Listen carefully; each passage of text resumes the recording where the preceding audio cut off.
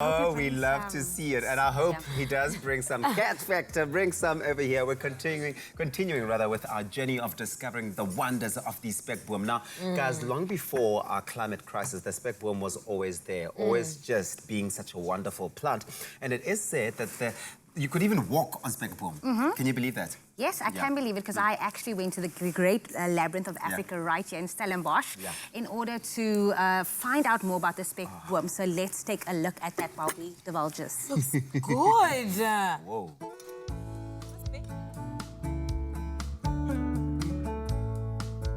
With South Africa being ranked the 12th biggest polluter in the world, reducing our carbon footprint has become a very critical issue.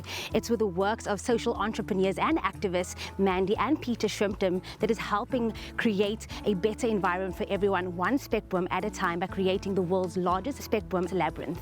The Great Labyrinth of Africa will be a living monument so big it can be seen from space, to remind us of the need to radically reduce our carbon output. Mandy, this is amazing work that you guys are doing here. Why was it so important for you to create a project like the Great Labyrinth of Africa? Jamie, Peter and I have 4 children, and we're very mindful of our carbon footprint, and of course we're very well aware of climate change, and we thought, what can we do? And we've got 160,000 speckboom trees. Peter thought, what are we going to do with these trees? So he came up with the idea of the labyrinth, and we thought it would be a wonderful way for people to walk a labyrinth, and in that become more mindful of their carbon footprint. Melissa, you are getting down and dirty. How did you get first? Yay! How did you first get involved in this experience, and what are you taking from this? So it actually came to me via international mail, and I thought, like, this is brilliant. It's something I can leave behind for my kids and my kids' kids. So came in last week, loved it. I mean, I love gardening as it is, and got it down and dirty. And what we've experienced as always, little tips and tricks you learn, you pass on to the next person, then pass on to the next person. So it's a lot more than just building a great labyrinth. You're building a community, you're building a legacy, basically. With 90,000 speckbooms expected to be planted, I've got my plant. It's time to get my hands dirty.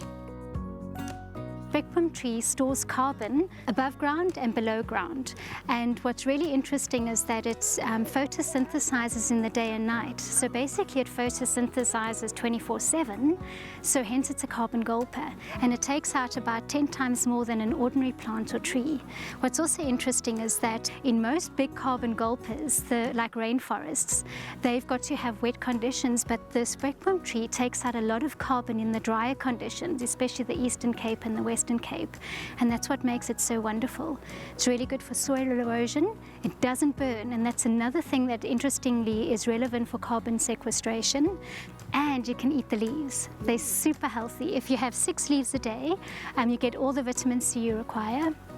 And if you take a leaf and you break it open and rub it on a sore or a burn or something, it heals really quickly. So besides being able to grow plants that gulp carbon, you can eat it too.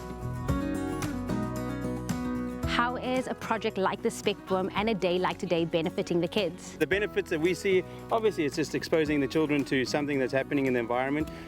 You'll see there's no tablets, no TVs, no iPhones. Yay! They're outside getting their hands dirty and doing something, and nobody's asking, can I play on a game?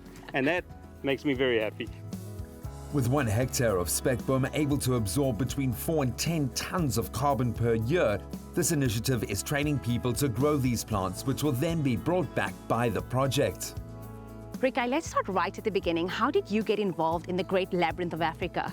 Peter and Mandy Shrimpton from Art Capital, they were picking up people from the communities around Cape Town who wanted to help to make their dreams come true.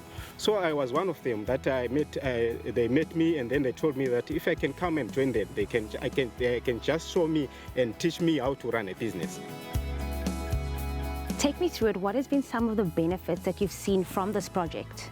Before I started this project, I was not even having any skill on how to run a business.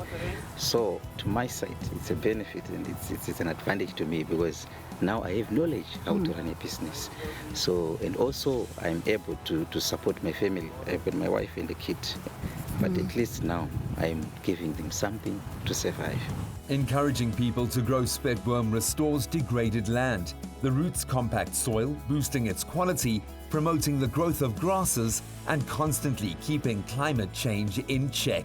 Taking active steps to heal the environment is not an act of charity, but an act of justice, an act we can all get involved in while still creating something beautiful and unique in the process.